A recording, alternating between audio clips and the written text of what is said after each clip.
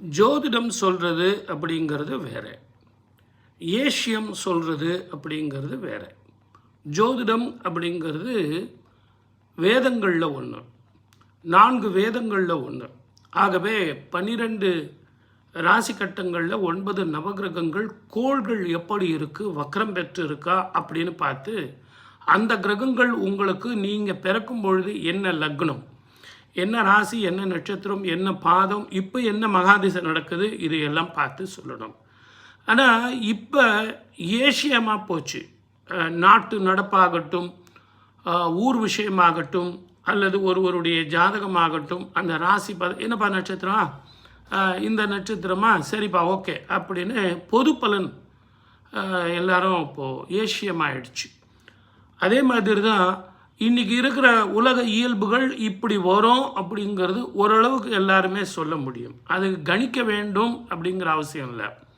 பொதுவாக இந்த ரூட் இப்படி தான் போகும் அப்படின்னு தெரியும். அதை ஜோசியமாக நிறைய பேர் சொல்லிக்கிட்டு இருக்காங்க. அது உண்மையான ஜோதிடத்தை விட நீங்கள் கணக்குப்படி புள்ளி வச்சு பார்த்தீங்கன்னா அந்த புள்ளி மாறாது. ஆனால் பொது விஷயத்தில் பேசும்போது ஒருவரை சார்ந்து சொல்கிறது, பாதுகாப்பு இன்மை, அதே நேரத்தில் பேரும் புகழும் எடுக்கணும், எல்லாரும் பாராட்டுறாங்க, நானும் அவங்கள பாராட்டணும், எல்லோரும் எல்லாரையும் கழுவி ஊற்றுறாங்க, நானும் கழுவி ஊற்றணும் அப்படின்னு சொல்கிறது ஜோதிடம் இல்லை. எது எப்படி இருந்தாலும் என்னுடைய நிலையை நான் தரம் தாழ்ந்து போக மாட்டேன், யாரோடையும் சேர்ந்திருக்க மாட்டேன்.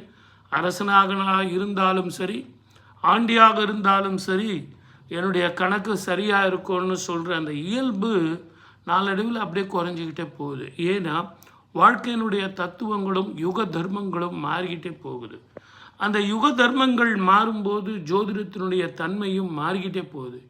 இதில் நம்ம யாரையும் தப்பு சொல்கிறதோ, இவர் தான் ரைட்டு, நான் தான் கரெக்டு, அதெல்லாம் ஒன்றும் இல்லை. சூழ்நிலை அவங்களுக்கு சூழ்நிலை வரும்போது அவங்களுக்கு எல்லாம் தெரியும். இன்னும் கேட்டிங்கன்னா ஜோதிடர்களை விட மக்களுக்கு மிக அற்புதமான பலன்கள் ரொம்ப தெளிவாக தெரியும். ஏன்னா அவங்க எல்லா ஜோதிடர்கள்கிட்டையும் ஜோதிடம் பார்த்து, யூடியூப் பார்த்து, டிவியில் கேட்டு, புக்கில் படித்து, பேப்பரில் படித்து ரொம்ப தெளிவாக இருக்காங்க. ஒரு ஜோதிடருக்கு தன்னை பற்றின நாலேஜ் மட்டும்தான் இருக்கும். ஆனால் மக்களுக்கு பலவிதமான நாலேஜ் இருக்குது. அவங்கள முன்ன மாதிரிலாம் நீங்கள் நாலேஜ் இல்லாமல்லாம் பேச முடியாது. ஆகவே எல்லோருக்கும் எல்லாம் இருந்தாலும் ஜோதிடம் என்பது வேறு, ஏஷியம் என்பது வேறு.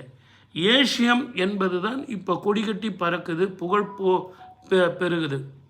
சப்ஸ்கிரைப் பண்ணுங்கள். நிறைய பேர் பண்ண மாட்டேன்றீங்க.